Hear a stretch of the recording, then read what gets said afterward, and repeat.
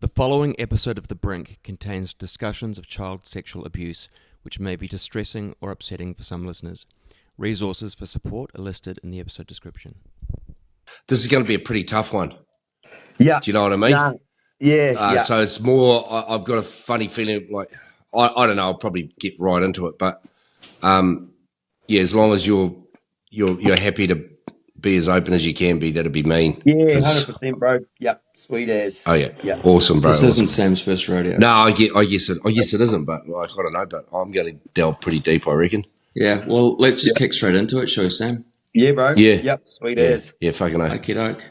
Okay, so Sam Troth, welcome. You might want to be a bit punchier than that, mate. Sam Troth Yeah, that's better. has had a remarkable and harrowing story. A survivor of childhood sexual abuse, time spent in prison, suicide attempts, and a 15-year meth addiction, Sam has turned unimaginable pain into purpose. In New Zealand, 1 in 6 boys and 1 in 3 girls are affected by sexual abuse by the age of 16. Sam's mission is to shine light into the darkest of places, and it's a privilege to have Sam here with us today, and an honour to be able to help him share his story with us. So thanks, Sam, from the bottom of our hearts for being here. Appreciate it. Yeah, I'm actually pretty nervous about this one because it's a really, really tough topic, and I had no idea that it's 1 in 6. Yeah. For boys, Like 1 in 6, like that's just unbelievable, isn't it? Like, so, you send your kids off to school, and you're just sort of like, if you're a stats person, you're like, well, there's 1 in 6 chance. Yep. Yeah. Like, you just don't even think about that, right? I mean, what freaks me out is the amount of mainstream media campaigns for awareness around motor vehicle safety, other things, and all of these things. When the reality of it is if you have a daughter, she's more likely to be sexually abused or raped than any other form of tragedy ever. But she's not warned, and same with your son. 1 in 6 chance. So but neither are the parents really. Like we don't know that. No one's informed. That's the scariest thing. And like you just said, it's a tough one. It's a real sensitive, tough subject. Which is why people aren't informed. Which is why it is in the dark lands, sort of, or in the dark places. And when we look at our overall population, we're talking 23% of New Zealanders, man. that's insane. That's the current statistic. That's basically 1 in 4 grown adults have been sexually abused, but we're still not talking about it. So, Sam, for our listeners, it might be a good idea, if you're happy, to sort of take us back to the beginning of your story and the journey that has led you to be here today and doing what you're doing. So I had a pretty standard, normal Kiwi upbringing. Had sisters, older sisters, played cricket in the backyard, went to school. Everything was pretty normal. We weren't well off, but we weren't struggling back in the 80s, I suppose. Even though I don't think too many people were really. Things were a lot different then than now.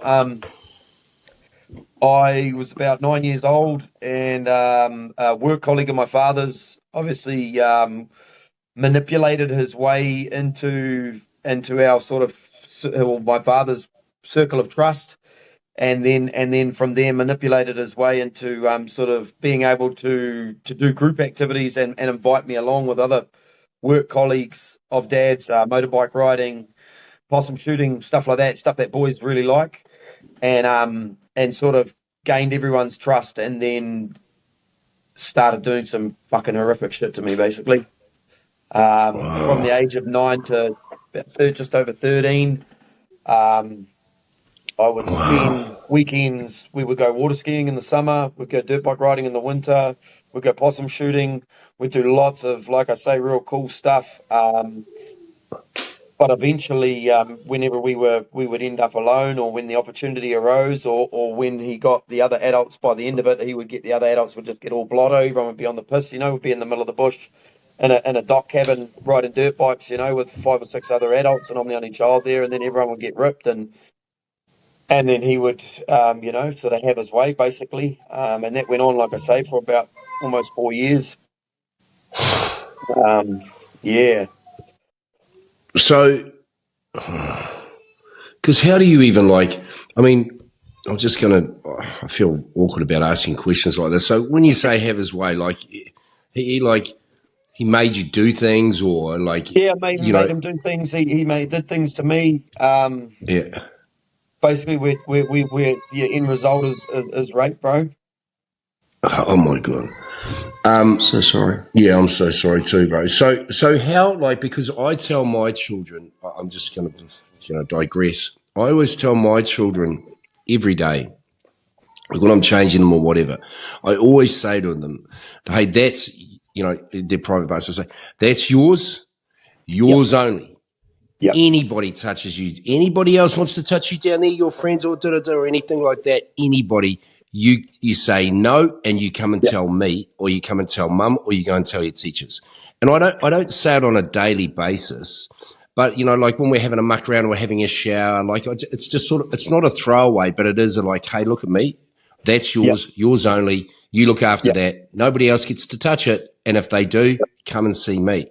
Now, Yep. it's kind of a weird thing to say, but you can't like if your dad or your mum or your had been telling you that, do Yep. you think it would have made a difference? I think definitely. Like there was no. So I was never told that. I had three older sisters. So in later adult conversations with my father, he's expressed that his concerns were with the girls. He had no idea that anyone would do these sorts of things to a little boy. So Yeah, he was yeah, just. I mean, like with every scenario, bro, these perpetrators, they're master manipulators, bro, and they're groomers. And the first person they got to groom is the adult they need to groom to get access to the child. You know what I mean? And so, this guy was a fuck, master at that. But I'd never had those chats with my old man. My old man's like real old school. Like we've chatted more right now comfortably than I've probably ever chatted with my dad about this. We've had to talk about it over email because it's that kind of awkward yeah. almost to talk. And just it's just, yeah, like he can communicate well, but I think it's actually more my end trying to talk to him. I can't get my words out or ask the questions I want to ask. So there So, was none of that. None of so that for sort of, you, yeah. so for you, like, do you look at your dad now? And I'm sorry because these are pretty tough. Do you look at your dad now and you go, wow? Do you feel like because obviously you've got a whole lot of trauma and stuff that you've had to deal with, but so your father too would have a shitload of trauma to deal with as well, like, and the Mm, guilt and the shame around not protecting his son, because I figured that he loved you, like he of really course, loved yep, you, yep. like and he gave you a lot of time. It sounds like you had a good relationship, right? So for you and for him, it'd be unimaginable, like shame, like Yeah, especially on his part, like he'd just be like, oh my god, like, you know, yep, yeah, 100%. And it's these are the ripple effects as well, Matthew. Like what happened to me is what happened to me, but then, like you say, these other people close to me, my sisters, my mother, like everyone is it's fucked every aspect of everyone's relationship. It's either strengthened or destroyed, or I mean, I don't communicate with my mum anymore, and that's due to this process that I've gone through, and that's a decision I had to make, and that's cool. And I sit with that. I still communicate with my dad, and I want to maintain that relationship at least with my father, and it's bloody hard. And then my sisters, every time we talk about it or I try and talk about it, like I've even asked if they want to do like a bit of a live or an interview with me and explain it, and they're just like, nah, we couldn't, because it's fucked us that much. It's these ripple effects are huge, and we're only a small family, so you think with the bigger families, extended family and cousins and aunties and uncles and all of that, the ripples are full on, bro. Speaking, Sam, of everything that led to where you're at now, what was the immediate knock on effect for you of the abuse? Because obviously there was this pattern of there was the crime, the drugs, the Yeah, the the yeah, the, the derailing of your life effectively. How did that yeah. unfold? So that was just like an angry little boy, confused boy, to an angry boy, to to just want to destroy everything. Just no one's asking me, no one's listening. So school, I was done with school in third form or year 9 or whatever it is now. Was done with school, and then, through assaults and property offending, which was willful damage and stealing shit, breaking stuff, stealing stuff, burning stuff, That's just yeah, that's just you acting out, right? Like it's yeah, just bro. a cry for help. Yeah. Yeah, and in extreme ways as well, and so I ended up in boys homes real quick, and child, youth, and families care, and from there it was just violence, and then drugs, cannabis obviously is the gateway drug sort of thing, and Can I ask yeah, a question? yeah, bro, When did your because I'm assuming that all the way up to 9, everything with your family was cool. yeah, bro, The relationships between everybody was nice. yeah, And then so you weren't a naughty little boy. I guess yeah, just a normal little ruffian. yeah, Like we all yeah, are. But yeah. you weren't smashing windows or running No, I around like wasn't just feral. Nah, I wasn't feral, yeah. and unfortunately, so this was early 90s. And this is when the whole ADHD thing was coming out, and doctors were dishing out Ritalin by the dozen, and so my parents are looking at what's going on with his behaviour. He's getting kicked out of multiple primary schools, when it started, and then intermediate, I managed to just hang in there, and then did 2 high schools by halfway through third form, and my parents were they were at their wits' end. I guess the system was offering them resources through child, youth, and family. Once I was sort of in the family court and the youth court, they were offering all these different psychologists and psychiatric assessments and all this shit. And all that ended up happening was I was just put on the Ritalin, bro. And yeah, yeah. So So no one asked like, what's going on for you, kid. They were just like, oh, he's acting out, dose him up. nobody actually said what's wrong. Nah, And nah. so you held that within you, right? So the Yep. shame there was for you that you didn't think you Yep. could say, "Hey, Dad's mate's been Yeah. Yeah, mucking I around couldn't with me." say it. If I was asked it, over the years, there was one of my older sister's boyfriends. I remember thinking, fuck, I wanted him to ask. Like, I wanted him to, and I would have that thought, like, fuck, I want this cunt to ask me what's wrong with me, and or what's going on, and other times as well, um, I was bursting at the seams for someone to give a fuck, so I could tell them, basically, bro. So this guy that manipulated you, like, so he was rounded in and around your life from 9 to 13, obviously, Yep. and doing Yep. the things that he was Yep. doing. Yep. And he'd come into the home. Your dad was there. Your mum was there. So Yeah, so he it's just to pick you up almost like a token older brother, bro. He would have been 21, maybe 22.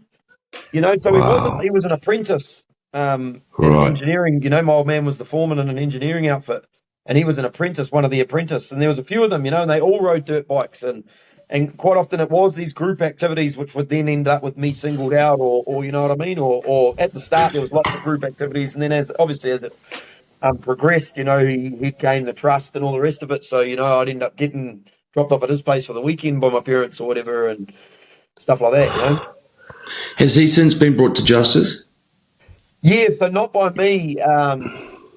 It's good that you ask. So after he did it, he was offending against me, and I found out that what had actually happened was there was a work function, and he'd tried something on with another employee's child, tried to hop into his bed, and this child had told his mother the next day. And so basically this guy was ripped to shreds at the workshop on the Monday, or maybe even been the day before they all went back to work, by this mother, and so the word around the workshop was, oh, this had happened at this thing. And then he was up and out off to Aussie, handed in his notice and left. And my old man has said to me, he said one of his regrets is that he never fucking asked me there and then, because he said, he knew in his heart of hearts that, it all, at the penny dropped for him, but by then it was all too late. So he went to Aussie, and he did it in Aussie, and he got pinged for it and did a few years jail. came back to New Zealand, deported back to New Zealand, got pinged for it again, did a short period of jail, then got pinged for it again, and it was one of our worst cases we've had in the country. And he's now currently serving preventative detention, so 15 years non-parole. Oh, mate. He deserves the electric chair. Yeah. That's what they deserve, those guys. Yeah. That's what they deserve, mate. Without question. Because it's not like it's not only that the act itself is horrific, but it's it's all the lead up and the gaining of the trust and the stories and the lies and the know, like you say, the manipulation. And so just the overall package, and I know they're sick, right? Yeah. Obviously they're very sick, so we can't just be putting them under a cattle prod. But yeah, it's almost like the scary thing is they're all amongst us. They're everywhere. Yeah, man. Yeah. Right. Yeah. And that's why you have to be so careful, like, and we're not like that as a species. We're like, we tend to think that everybody's similar and that they couldn't do such things. But when you think about it, just imagine how many people are sifting around. It's a terrifying. If they done, how would you study that? Are there any numbers or data? The scariest thing is, bro, is that it's not stranger danger. About 90% of sexual abuse cases, the perpetrator is either a family member or known to the family. So interfamily, when we're talking about sexual abuse, sexual abuse especially, a lot of it, man, is siblings doing it to other siblings, is cousins, is step brothers or step sisters. It's because, again, there's no educational boundaries. The parents aren't expecting this shit to happen. So they're just all the cousins, all the kids all crash out in the lounge. And then you might have an older one. And quite often it can be the case that something is happening to one child. So there's a couple of things like this age-appropriate exploration, which is like, we can all remember at the schoolyard, like, oh, show me yours, I'll show you mine. And age-appropriate exploration. What have you got? I've got one of these kind of thing. And then there's learnt behaviours. So, so often what will happen is an adult can do it to a child, and that'll be a learnt behaviour that child then goes and plays on. Let's play the game that I play with Uncle Bob. Let's play that. I'm going to go play that game with my little cousin or my little brother or my little niece, or you know what I mean. So a huge amount of it is within the family, and wow, and that's why I'm a real big advocate for consent education in schools, because without us having these tough conversations, and I think it needs to start quite young as far as body safety goes. Hanji. Yes, I agree. Once our kids are at college, man, the shit they're exposed to on social media, we don't need to soften any conversations we have with our kids that are at college. We can run the ball straight up. You know what I mean? There's no need to sugarcoat it. We can talk to them about sex. We can talk to them about porn, online bullying, suicide, We can talk to them about all of that. So we need to be reaching out to them when they're at that age, and could still be happening to them, or is just finished happening to them, or it's just, and then there can be an intervention there. Yeah, so I've said this before on a previous podcast, and I got into so much trouble with my family. Like, it was my cousin, and I think I was about 6, maybe 7. I can't remember. And I just did the old, you show me yours, if I'll show you mine if you show, right? Yep. And she was maybe, I don't know, 4 or 5, and and I can remember. How old were you then? I don't know, maybe 7 or 8. Like I was just a little boy, I don't know. Yep. So I was like, and that's all we did. It's like I looked at hers and she looked at mine, right? Well, holy moly, I got like dragged across the coals, like taken out to the family, like, and just humiliated, and I felt so bad. But there was absolutely nothing going on, right? But if somebody had seen it, they would have clamped down on it. But all it was like that. But I was made to feel so, like, I put it this way, I never ever did anything like that again, right? Ever. Like, it was just like, okay, you never look at anybody else's, right? But it goes back to that point I was saying before, bro, is that if we're not having those conversations with our kids, like I'm telling my kids all the time when we're having a shower, that's yours. Yep. Nobody else's. Yep. Right. And they're young, my daughter's 5 and Kenzo's 7, right? Yep. So that's the sort of thing that I do. And so I think that's what we probably all have to do. And we do have to have these conversations that you're talking about And it's even if it's uncomfortable, it doesn't matter. You'd rather it be uncomfortable than them fall down the hole and somebody's imagine fiddling the with other them. conversation. The other conversation you can't come back from, bro. Yeah. It's uncomfortable. It's devastating. It's life changing. There's a couple of really good books. I've actually got one right here, and this is a New Zealand book, and this is called My Body, My Tonga. Okay, and this just goes through, and it's body safety with Rawari and Ruby, and it's literally, bro. It's just like the contents is privacy, trusted adults, instincts, unsafe behavior, bribes, threats, lies, secrets, getting help, trusted adults, things to remember. It's just like really literally it just goes through and tells them that, people aren't allowed to do this or blah, blah, blah, and make you feel uncomfortable and all. I mean, it's real G-rated. It's real simple, but the message in there is huge.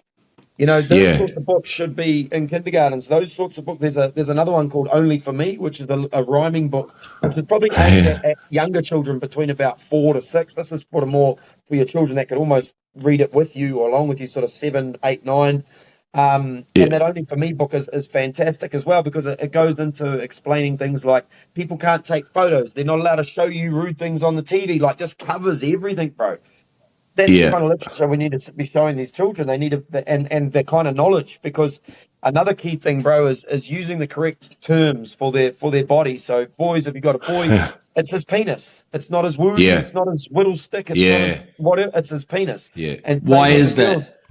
Because if something's happening, and they come to you and they say, Uncle Bob said, touched my woody stick or whatever, or touched my or whatever the scenario is. Yeah. You're going to get to a forensic interview. If you get to trial, you're going to have some piece of shit defense lawyer is going to rip your child or rip your child's testimony to shreds because, that could be anything. He could be referring to anything. That could be a nickname for a stick that they were playing with in the backyard. You know what I mean? So if they're using the correct words, and then you also know that your child's not, they're coming up to you and he's saying, Dad, he showed me his penis and he tried to touch my penis. Okay, son, you know exactly what's happened. You know exactly what's happened. Your son's using the correct words, and same with the girls. My son does use the correct words. So I went to pick. I shouldn't be laughing because it's a real serious topic. But my son, I went to school the other day, and the teacher pulled me aside, and I speak broken French. And she's like, she speaks broken English. She goes, "We're having a problem with Kenzo." I said, "Oh, what happened this time?" Because he's always in trouble. Surprise, and she goes, surprise. Yeah. He was standing at the gate going, "Show me your penis!" to one of his mates, or like, no, not show me your penis. He's yelling at. He's going, "You're a penis!" And I'm like, I was like, okay. Well, and I actually thought, I said, well, at least he's used the correct term. He wasn't saying, you cock. Or, but that's exactly it. It is that. It's using the correct terms, and same with the girls. Their vulva, or using the word vagina or vulva, and then there can't be any mincing of it. You know what I mean? Like, they can call the girls. They can call their chest their breasts. Like even though obviously they don't have any, but they can still call that, and so they can say, "Oh, he made me feel uncomfortable," or "How?" "Oh, and then when it comes time to, if this thing's happened,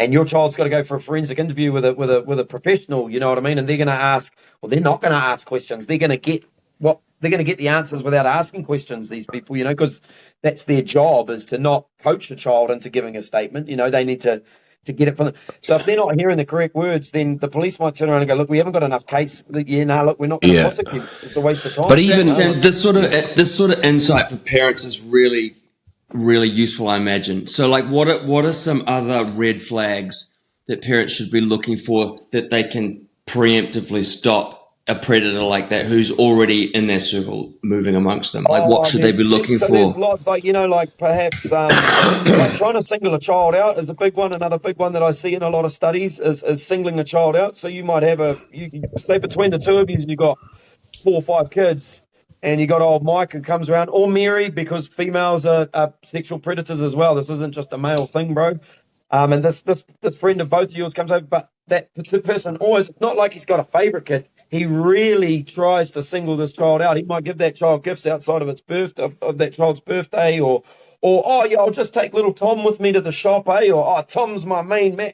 You know, like those are red flags because you got 5 kids between you and you're all mates. So you should be going, yeah, boys, let's throw the rugby ball around or have a game of touch. Not, oh, I'm going to go away from all of yous and just pay this one child attention. That's quite often comes up in a lot of studies that I've seen, is that singling children out.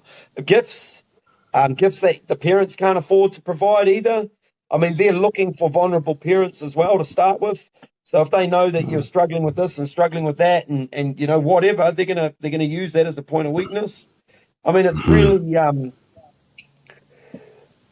but your best defense is a well-educated and aware child. You know what I mean? Strong boundaries, and also making sure that in your home, so I don't know, for instance, it's summertime, you're swimming, your kids are there, and you can make a point in front of your friends and their children of, hey, Johnny, make sure you close that bathroom door when you're getting changed, mate, because no one needs to see anyone getting changed. You know, you can, without saying to your friends and the other kids, like, no one needs to fucking look at my son, you can sort of put your boundary out loud so that it's made clear, you know, and that's going to be, again, they're going to think, oh, fuck, he's onto my trick there. I was going to go help little Johnny get changed or, you know, or whatever, you know what I mean? Like, just little things like that. Online safety is huge. You know, so having the right restrictions on your kids' accounts without like being a Gestapo and like, you know, checking their every keystroke. For, you know, once the kids get older and they're online, you know, like Snapchat's terrible. I mean, we've all got social media. We all see the shit. The shit that comes into my inbox is crazy. My message requests to join groups with these sex bots and shit's out the gate. And I mean, I don't look at any of that sort of shit on my phone. You know what I mean? And, it's, you know, the stuff that comes across, and I've asked my teenage boys as well, oh, do you get these weird requests on your Instagram? They're like, yeah, all the time, Dad. Like, wow. Because you've got 6 kids, right, Sam? Is that right? Yeah. We've got seven. We've got 4 of our own and 3 that we've adopted, yeah. What? Yeah. Mate, you're just you're like Santa Claus. Holy hell. Nah, my wife is, not me. Can you take my 2? No, I'm joking. Oh, can you take ours? You can have ours, bro. I'll take yours. Far out, man. Wow, but everything you say there about the prevention thing it's like education is the key, right? And not being ashamed about having that conversation. And I get that people, it's it's not an embarrassing topic. It's like, you know, our sexuality and all that sort of stuff. It's one of the most important things that we do, right? It's the basis of humanity pretty much, right? So why do we find it so difficult to talk about the things that we all do behind closed doors, you know? Yeah. And I think if we can get that message out there, if you can get that message out there and we can help get that message out there and make some change, then at the moment, the playing field's slanted towards the perpetrator, right? It's more than slanted. It's man. like a hundredfold. Like I've currently got we've currently got a few petitions. 2 haven't been returned yet and aren't active yet, but one which is a minimum mandatory sentence of 8 years for sexual offenders. Now, some people are like, 8 years, that's not enough. But the reality of it is in New Zealand, yesterday I shared an article of a 41-year-old, and it was a woman. And the headline read, 41-year-old gets home detention for having sex with 14-year-old. Well, no, it wasn't sex, it was rape. And the 41-year-old was a woman, and the 14-year-old was a boy. That's rape. It's not sex. No one had sex, that's rape. If that was if the genders were reversed, Jesus Christ, the lynch mob. Why do they spin it like that? Though. Home detention. Another young guy was on the New Zealand farming page on Facebook the other day. Young guy who just got home D for raping I think she was either 11 or 12-year-old girl. He got home detention and has changed his name and now trying to get employment again on farmhand as a farmhand. This guy's not on the registered sex offender list. He hasn't spent a day in prison. But how does that happen? That's unbelievable. You could say the prisons are overflowing. You could say, other than what they've done, they're outstanding members of society. You could say that maybe some of these offenders are too young. But the reality of it, and, you know, we don't want to jump down any rabbit holes, but I mean, like, for instance, I've shared all these stories from the Herald over the last couple of months. The biggest sentence was given out was 9 years for rape, and that was a mongrel mob member.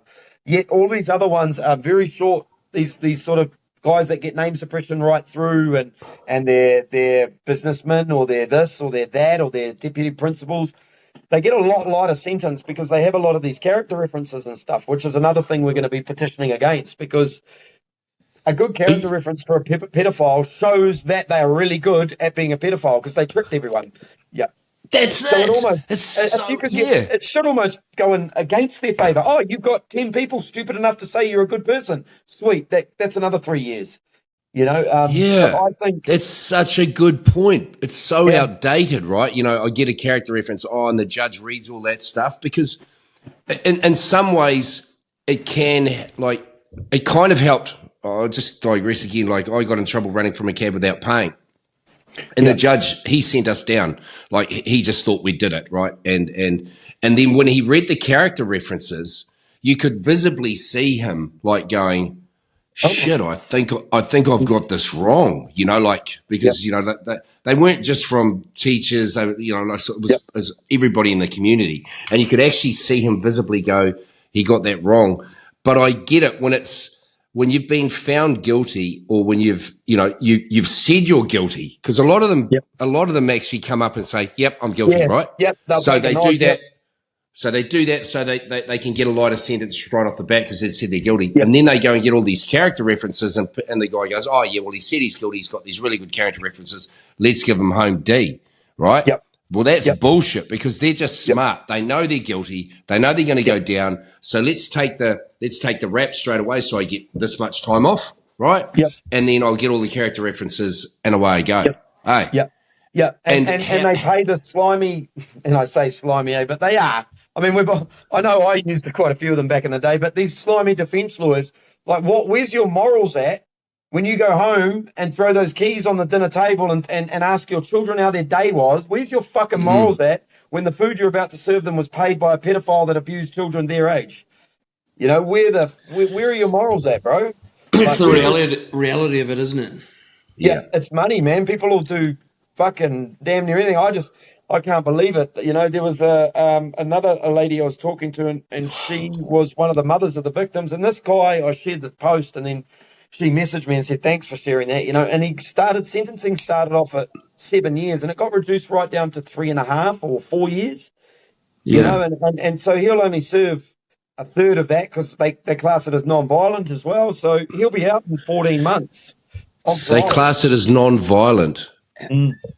I don't think there's many more violent acts than that. Sam, speaking speaking of crime, I on a couple of the pods you've done in the past, I've heard you mention that I don't think there are numbers for New Zealand, but in Australia, 65% of men in prison are actually victims of sexual abuse, which is like this sounds like a vicious cycle, because I know you've spent time in boys' homes, jail yourself. Yeah, it's huge. So it's about 2/3 of the male prison population. It's about 4/5 of the female prison population. 4/5. It's about 80% of the women that are incarcerated have been sexually abused or raped. I've spoken to senior probation officers who've said who only deal with the high risk guys, and they say all my caseload survivors of sexual abuse. I've spoken to a lady. I'm good friends with a lady who runs a recovery program, and she was a head facilitator at a big organisation in New Zealand for about 12 years. And she says that 90% of the people she's seen in the last 15 years of her career, 90% of them sexually abused. She goes, when we get into group and we have one open up, and she goes, they're like fucking dominoes around the circle. And this is with regards to addiction. And drug abuse. Yeah, that's addiction. So it's addiction. And again, these are the ripple effects. And I guess if you remove the emotional side of it and you look at this in a put your economic hat on for a minute, think of the fucking cost. Think of the cost. Bro. I mean, the cost that I've put, you know, that from my criminal offending to my rehabilitation, all the rest of it. We're talking millions and millions of dollars. You know, so the economic cost of not educating children, the economic cost of not having a mainstream media campaign like we do with drink driving, it blows my mind, man. Last year we had 39,000. So last financial year, there was 39,000 people applied for a sensitive claim through ACC, which is free counselling from sexual trauma. That's the only mental health thing you can claim through ACC. Everything else is physical, but they do cover sexual harm. 39,000 people asking for counselling for the first time. I know that I use that service weekly for 2.5 years with a psychologist. So you do the math on that, bro. A 2-hour session once a week over fucking 2.5 years. We're talking hundreds of thousands of dollars just there. Is there any country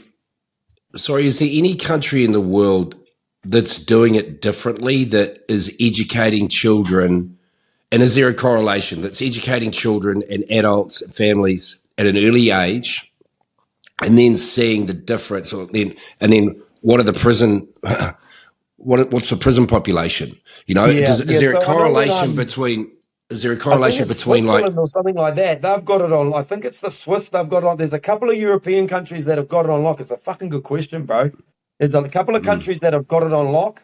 I know we're one of the only countries. We're the 4th in the OECD for the highest rate. So we lead the world for domestic violence, and then we're fourth. We're fourth for sexual violence.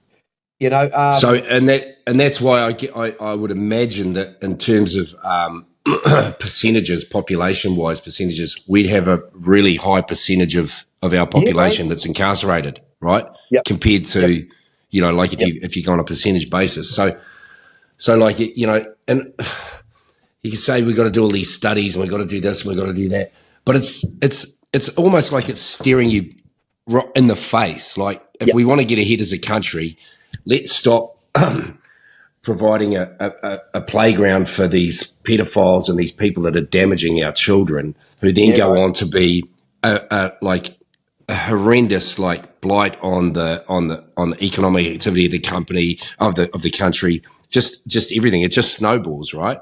Yeah, right. And it's not even damaging. They're killing these kids because, Sam, I know suicide was something that nearly became a reality for you, and also have read that this is shocking to me on a number of levels, but 90% of male suicides for kids under 14, I didn't even really know this was the thing. Yeah. 90% of these kids have been sexually abused. Yeah, bro. Yeah. So that's so that to me is it's essentially murder, right? So why did you think that we don't have that we're not having these conversations, that it's not a bigger part of our government, or, you know, like somebody's not elected to government, that why, like, because it seems like common flipping sense that we get to the bottom of this. Is it this bureaucratic rubbish, or like being a cynic, is there's probably a lot of people that are in government or in these positions that are flipping fiddlers. Well, yeah, it's not even being a cynic, you know what I mean? And this is what I was going to say earlier about judges. You know, it's like there's got to be some sort of correlation. Like, how could you? If I was a judge, you'd become desensitized, and you would see good, and you would see you'd see hope in some people, and you would see this, and you just go, this dude, you're just going to keep him in front of me. Yeah, but at the end of the day, when a sexual predator, especially a child sexual predator, came in front of you, you'd just be like, fuck, what can I throw at him? Am I allowed to throw 2 books at this gun? He's gone. Yeah. And you'll get especially 12 months home D. Especially when they admit it, right? Especially when they admit it, like, okay, cool, you've admitted it, but mate, it doesn't absolve you from from what you've done to that person as an individual, and then to all the people that go down the chain, right? Because the horror that your father must have, that wake of destruction, right, felt when he realised that the guy that he let you hang out with and stuff was, molesting you to such a level. And, the same with your mum. And that's why, you don't have a relationship with your mum anymore. Are your mum and dad still together? No. So like, look what that's done. It's just blown your whole family sideways. Your mum, your dad, your sisters, your brothers, it's just it's literally it's an issue looming, it's an issue looming. Even my sort of social anxiety when we all get together as a family, I'm fucking awkward. I don't feel comfortable, bro. And it's like this huge elephant in the room. And to come back to what you were saying before about why is it like this? Why aren't we changing? This fucking elephant must take up half a caucus. You know what I mean? When you're sitting in Parliament, there's this huge issue. And they're talking about, poverty. They're talking about this. They're talking about that. We just had the Royal Commission of Inquiry into the faith and state-based care. the abuse that went on in the government's under the government's watch from 1950 to 1999, over 250,000 people abused. Thousands of unmarked graves at different mental institutions across New Zealand. It's like out of control. The Lake Ellis survivors have just been all awarded $150,000 redress each. It cost over $200 million to do that inquiry. Biggest inquiry in New Zealand's history, and it was on the news for like a week, and that was it. We heard nothing more about it. Costs at rectifying it, $200 billion. That is going to be the cost of giving every single person that is registered to say, yes, I was in this facility, yes, I was sexually abused or physically abused or tortured, $200 billion to fix it, bro.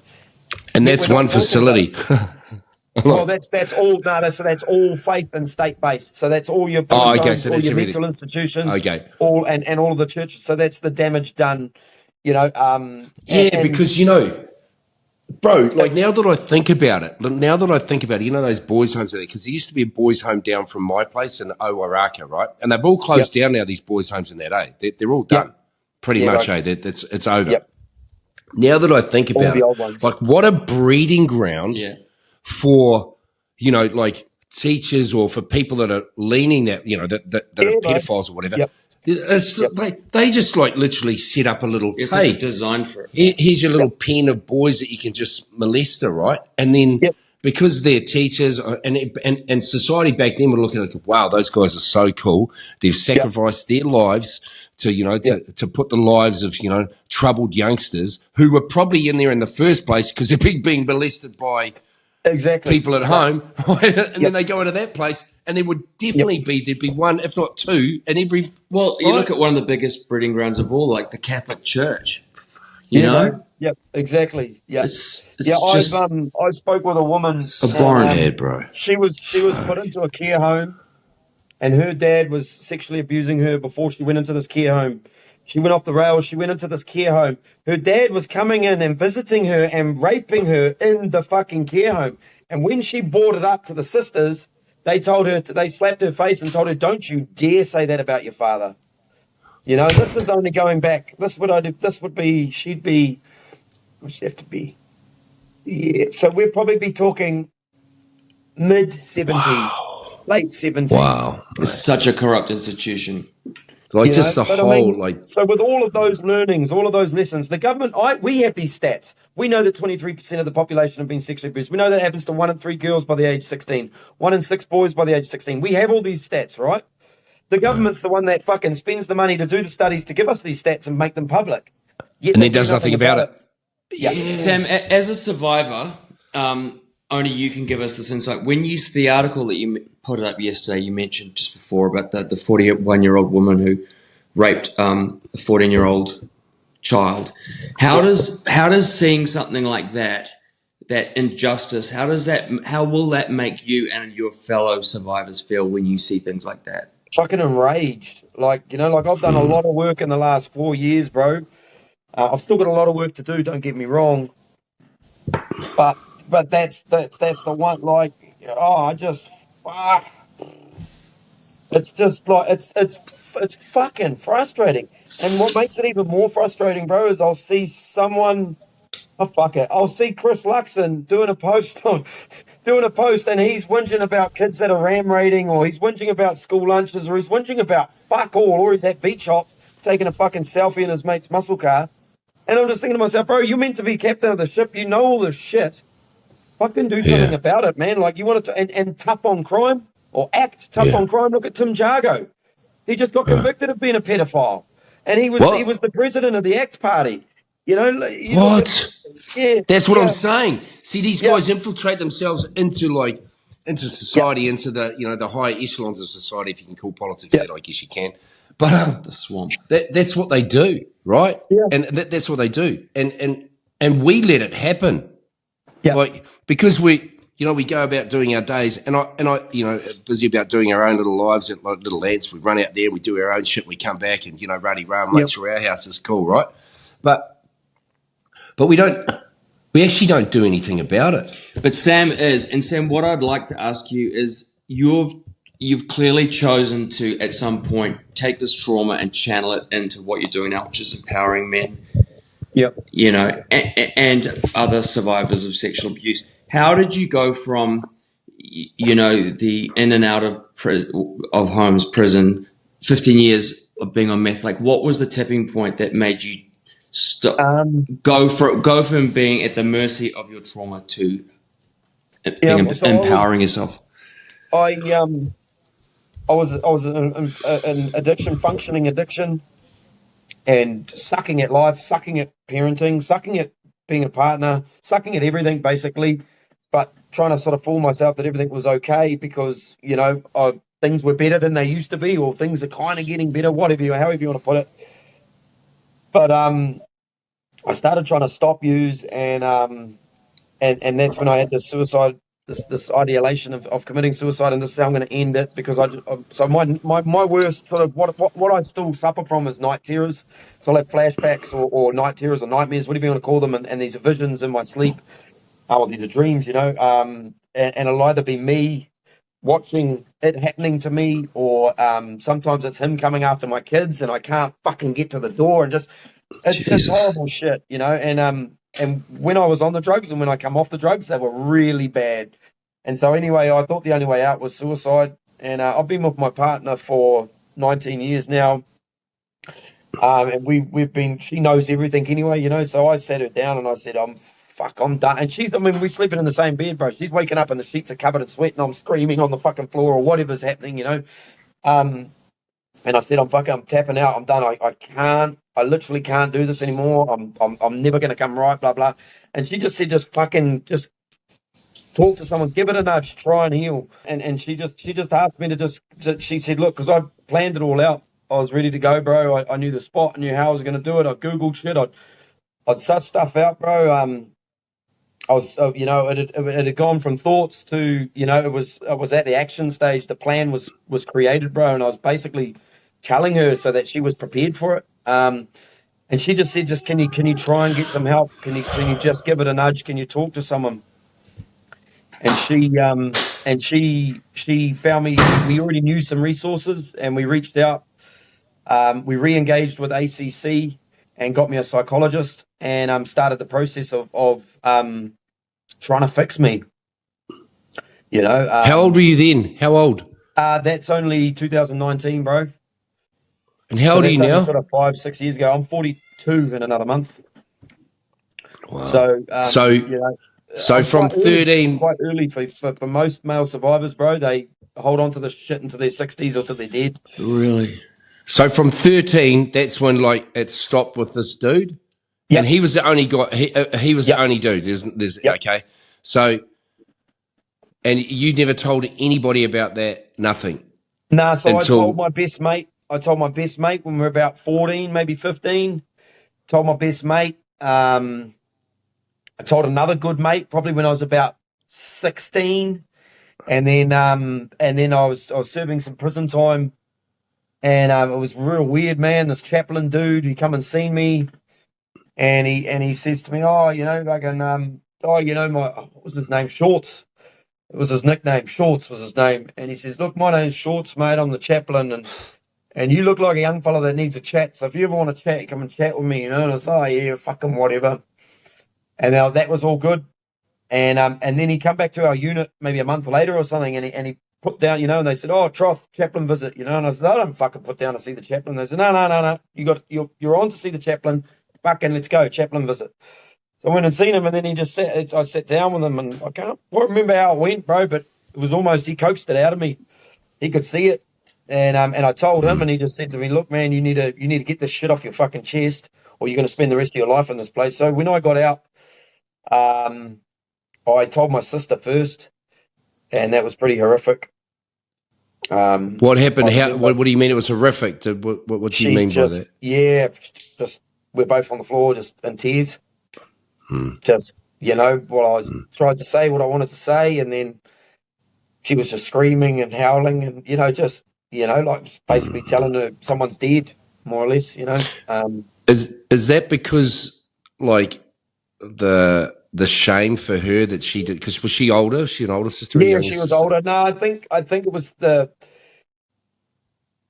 regret or the guilt. You know, I mean, she was 4 or 5 years older than me. You know, and at one stage was living at home with her partner and asleep out at our house while I was interacting with this guy. You know, so for her and in conversations we've had now with both of my sisters, you know, they might be looking at old photos and they find old photos of me and they're just like, how the fuck did we not know? Like, look at our brother, you know, like how did we not know something was wrong, you know? And I suppose now as parents, they're parents, you know, they've both got children, you know, your lens changes, bro? And so I told my sister and then she told my other sister and my mum and my parents and not a lot really happened after that, bro. It was just kind of parked there, you know. I mean, you got to remember I was, I was an angry young man, but, you know, to be fair, bro, I was a drug-addicted fucking little criminal, violent little criminal, you know, let's be honest. So it was kind of put in the too hard basket, you know, and it wasn't, and until now, you know, or even now, if I don't bring it up, no one's talking about it, but it's on the edge of everyone's lips, you know what I mean? It's, yeah, it's like that's what I was saying earlier. You know, the ripple effects they're huge. You know, they've changed the way that I parent, my sister's parent, the way we see the world. You know, like our relationships with our parents, our relationships with each other, and we're a So small family. did this guy that, you know, groomed you and then molested you and stuff, did he just at 13, did it just stop, or what happened? Yeah, bro. It kind of was like that. Like it was. I think he knew he'd just taken one step too far. I don't know, man. It might sound sick, but maybe he'd outgrown me, or I'd outgrown him, if that makes sense. You know, maybe I wasn't his target demographic. I know that his offending that got him his preventative detention jail sentence he's serving now was with a 2-year-old and a 6-year-old. So Jesus Christ. perhaps I was getting too old for him, bro. How did that make you, you know, like, because that must have been a bit weird. That almost fucked me over. And now I still struggle with that. Probably one of the hardest things, bro, is fuck. You know, like Yeah. I feel guilty that he was able to continue doing that. Yeah. I feel guilty that I couldn't have intervened. You know, it's and I'm sure that, you know, it's the same for my dad and for my sister. It's just another level of fucking guilt, bro. It's just another level of toxic shit that he's left us with, you know. Yeah. Sam is finding healing, and I don't know if somebody in your situation ever is healed. Only you can speak to that. How is finding forgiveness for that person ever on the table, or is that just not an option? And I'm sure everyone differs in their opinion. Yeah, everyone is different, bro, and it does vary, man. Like I've held space and shared space with men who have been sexually abused by their father, and have sat there and said, I still love this guy. He taught me how to fucking throw a rugby ball. He taught me how to fucking whack a nail, and he did this, he did that, but he also did this to me, you know. And they do forgive him. I've held space with a lot of men and women that have forgiven their perpetrators, but just as many people that don't. I think you need to forgive yourself. Is the most important thing, and that's what I've worked on really hard to forgive myself and to let go of the shame and the guilt that I carry. I'll never forgive him, but at the same time, I'm not holding on to that resentment either. Like fuck yeah, every day I'm out. I'm living my best. Well, I'm living a life. I'm not fucking sitting in a cell like him. You know what I mean? And I'm not a monster. He's a monster. I'm not plastered all over the fucking internet as the piece of shit he is. So I don't need to hold on to the resentment. I don't need to hold on to all those emotions that come with needing to forgive. Yeah, it's hats off to you. I mean, it's one of those things. There's empathy and understanding, but there's just no way somebody in my position, not having experienced that, can put myself in your shoes. You just can't. Yeah, I mean it's a fuzzy one, bro, because Some people can. They can. They can, and they can almost forgive and wish them well, and I personally, I can understand their process in doing that, and I admire it, but that doesn't Yeah. mean that I tell people that they need to do it. It's what works for you. Yeah. It's yeah, but that's what I say to people as well. Is that you need to forgive yourself. Yeah. Forgive your parents, forgive the other people that were around that that deserve that forgiveness first, and then if you feel Yeah. like you need to forgive that person, well, that's cool. Good on you. That's Yeah. part of your journey. Yeah. Power to Yeah. you if Yeah. you can do that, and you know what I mean. But for me personally, nah. Speaking of the good in the world rather than the bad, because there is plenty of good, and you're doing a lot of that, Sam. Tell us about the walk that you're about to embark on, because you've done quite a few walks, and you have a chat with us about that. But you're Yep. about to start another one. Yeah. So I've done a few walks. So I did that. I saw a psychologist for a couple of years. Then I got a peer support worker, a male. So it was a female psychologist to start with. Then I got a male peer support worker who'd been through the same shit I've been through. I did some peer support work training. I did group facilitation training, so that I have the skills to support people, myself as well. And then I listened to a podcast. A mate sent me a podcast, bro, and it was a guy from Australia who was a ranking member of a bikie club over there who'd been abused as a young boy like myself, lived a violent life, a much worse violent life than me, but nevertheless the same kind of life and the same kind of side effects, I guess. And he biked across Australia to raise awareness for sexual abuse and suicide. And my mate sent me the podcast. I listened to it, and then my mate basically said to me, "Fuck, bro, that's what you should do." And I said, "Oh, I can't ride a push bike." And he says, "We need to walk." And then, bang, the idea was born. And so, 2022, and naively, I thought, oh, I'll do this walk, and that'll wrap my healing up. Well, you're never healed. You're constantly healing. You're constantly evolving. You're constantly, sort of, tuning and fine tuning things and discovering things and figuring out, it's almost like the more growth you have, the more healing you need to do, because you're like, where's this emotion coming from?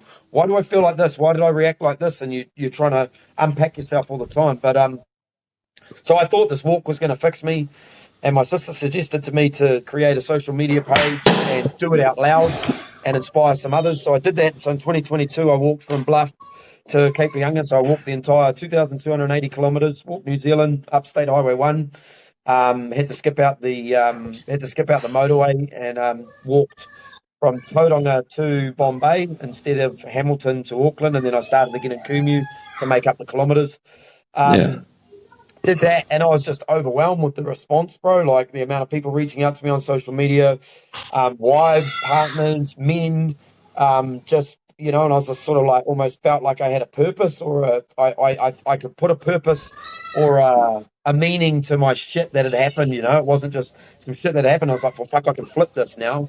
And so it made me feel good, other people reaching out and me being able to share resources and stuff. And so carried on doing that. And then 2023, we walked from Mount Hikurangi on the east coast of the North Island. We walked 760 kilometres through the centre of the North Island and out to Mount Taranaki. And we called that the Coast to Coast. And again, just engaging with people and raising awareness. That's all, just trying to have a conversation. Last year, so April is an international month of sexual assault awareness month. So last April for Sexual Assault Awareness Month, I cycled 2,000 kilometres around the South Island. So I started in Blenheim, went down the West Coast, came back up the East Coast. And again, I was engaging with organisations, other advocates, social media influencers that were keen to, put that sort of stuff on their page, because a lot of them aren't.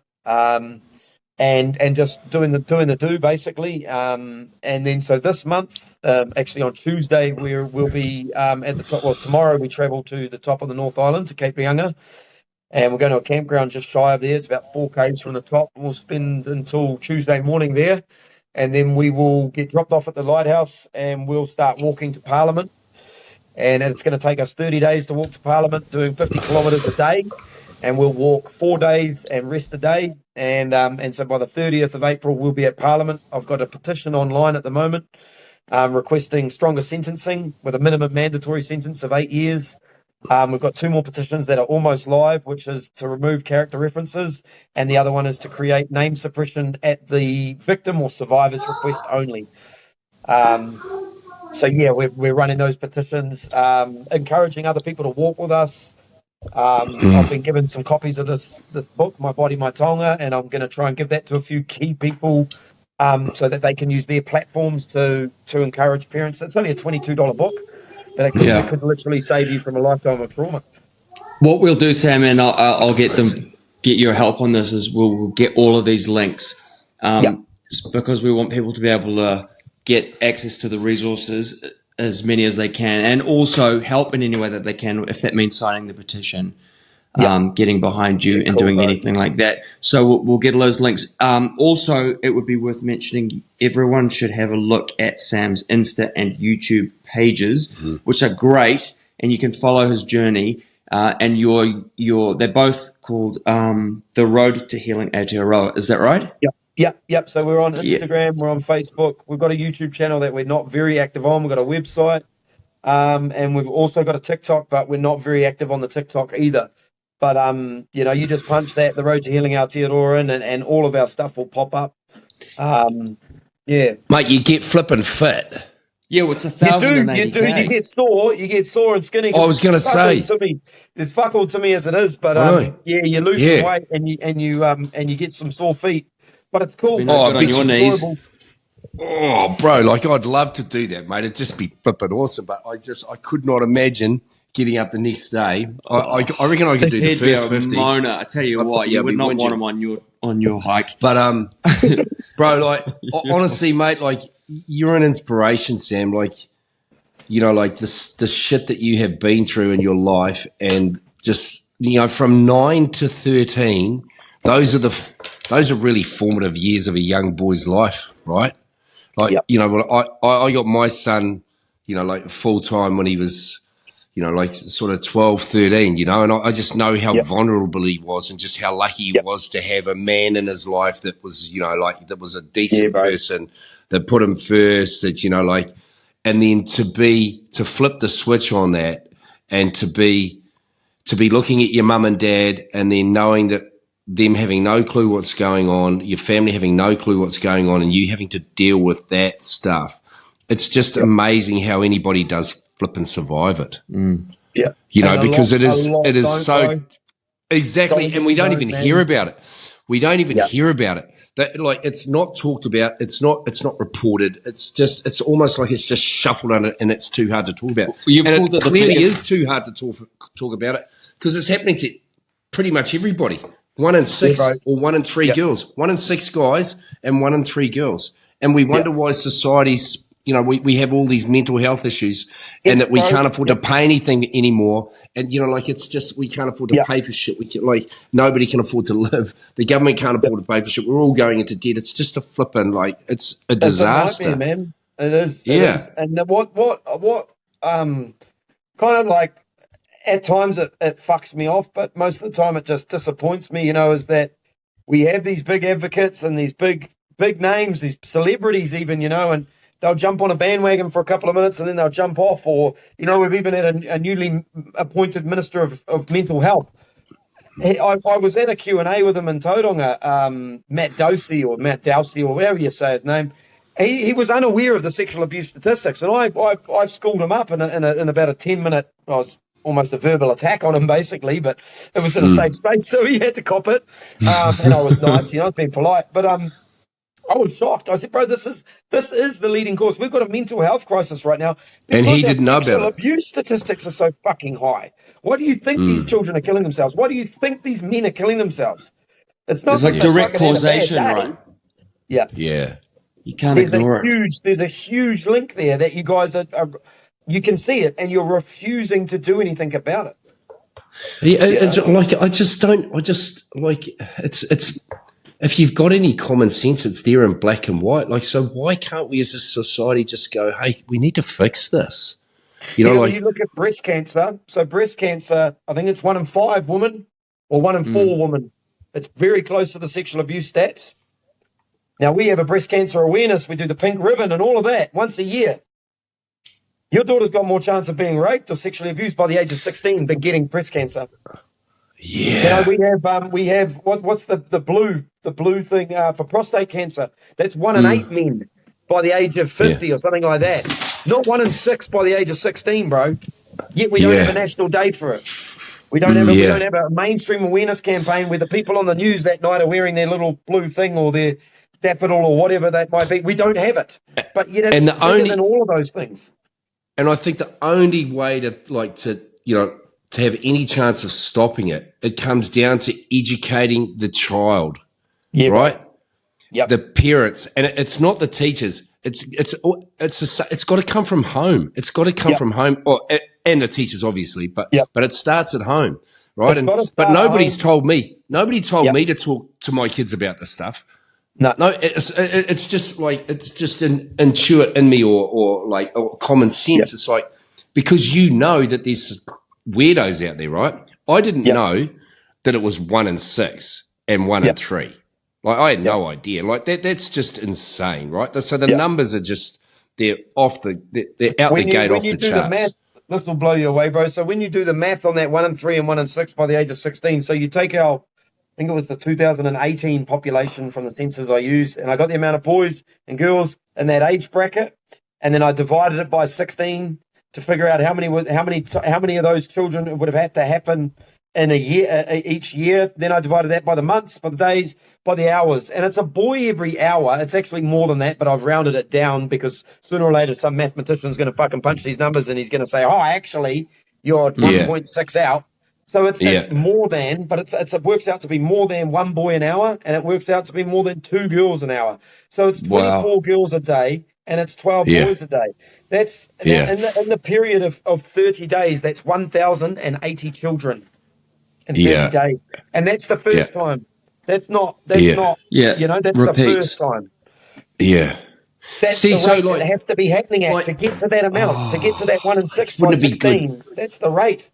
Wouldn't it be good to be you know how people billionaires and stuff, and they can, they spend money on this, that, and the other thing. Like, just imagine throwing like 20 million at this and going, okay, I'm just going to start. We're going to do a TV campaign. We're going to do a media campaign. We're going to do a social media campaign, and we're just going to say this. And we're not going to ask the government. We're not going to ask the government. We're not going to ask anybody. No. We're just going to pay for this to go out, right?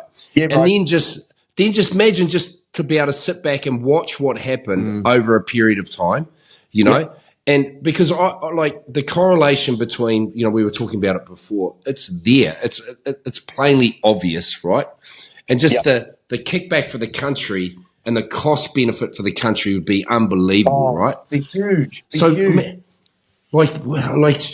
come on, like Graham Hart.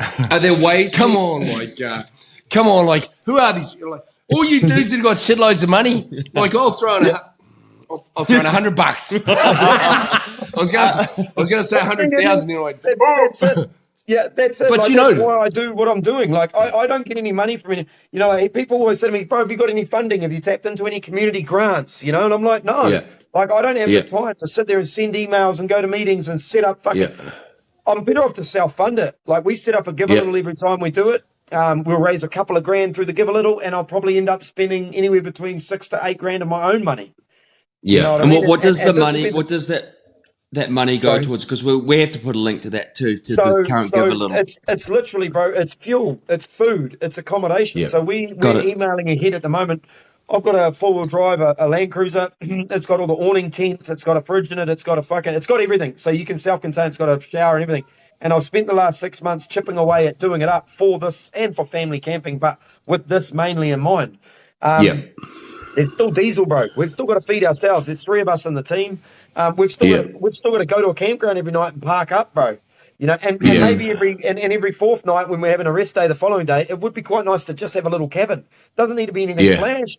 You know what I mean? Yeah. So like these costs are literally, you think about going away with your family on a road trip for 30 days. It's those costs. That's the cost of it. Gotcha. You know what I mean? yeah. It's not like, Yeah. I mean, our T-shirts have been sponsored. We just got all new shoes. They've been sponsored. You know what I mean? It's not like we're trying to buy any fucking, you know, it's that we're not paying for any media. We're not paying for any flash hotels. You know what I mean? We're running on a shoestring budget because it's exactly. our money, you know? I mean, even the loss of earnings from taking a month off work. There's 3 of us not at work for a month. Yeah, that's huge. So, Sam, I haven't mentioned to Matthew, but towards the end of your walk, as you approach Wellington and the Beehive, we're going to check back in with you. So we and our viewers and listeners can see how you're getting on. So that'll be what, in about 3 weeks, days? 3.5 weeks, yeah. Yeah. So you may have a few more blisters on your feet. Yes. But hopefully some people will have seen this beforehand, and you'll have a little bit more support behind you because it's badly needed. Yeah. So, mate, it's it's just blown me away. Like, I just had no idea. Like, of just you know, the prevalence of it. You know, it's really shocked me. That in itself is, I've just hit a home run because now you know, bro. Now you know. You're a father of young children, so you know. So now you know the importance. And you're going to jump on. You're going to buy one of these $22 books, and you're going to read it with your kids.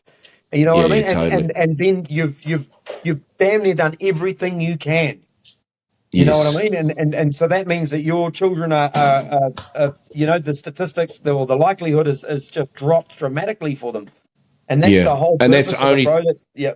That's all we're after. It's only through just raising awareness. Hey, it's just by talking about it and getting it out there and making sure that your children are educated about it and drumming it into them, right?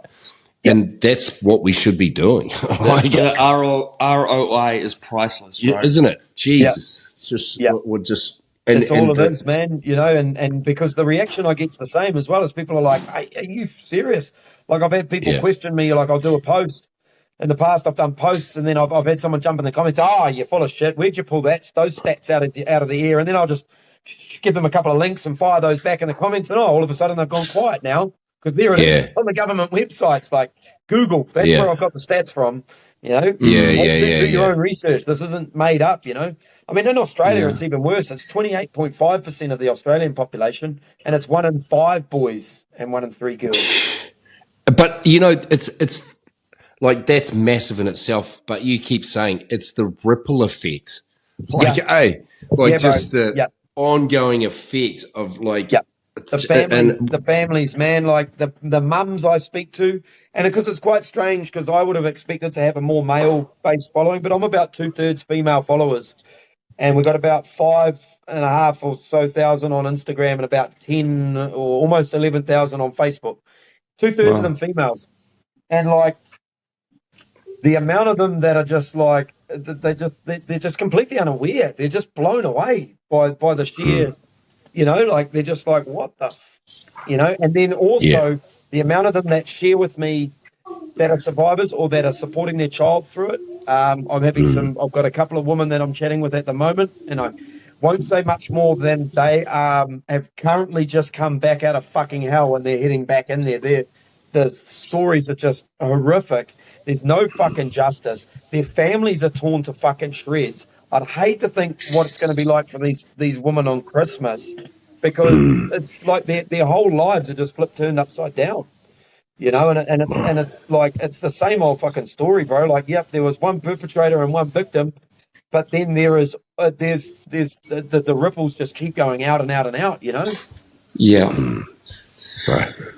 Well, mate, thank you so much for coming on and sharing your, like, there's only one way to describe it as horrific, but the fact that you're like giving back to the community in such a, you know, profound way is a real up to you, mate, and that you've turned your life around as well, because you would have just been another statistic, right, that nobody would have heard about, right? Exactly. So at least you're doing something about it, you know.